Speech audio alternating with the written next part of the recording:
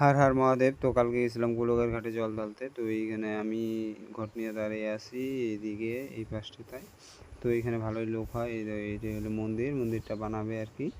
তো দেখো ভালোই লোক হয়েছে আর কি। আমাদের ছোটো মোটো এইখানেই চাই আর কি সবাই মিলা।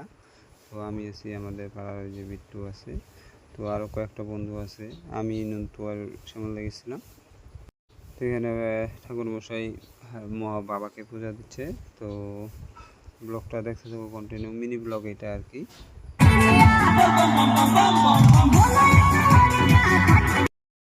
এটা হলো টিকিট কাউন্টার। তো আমি টিকিট নিয়ে এইখানে 10 টাকা করে টিকিট নেই, টিকিট নিব। এই যে আমি টাকাটা দিতেছি। তো এখন টিকিট নিয়ে যাব ওইখানে জলের ওইখানে যেখানে স্নান করে।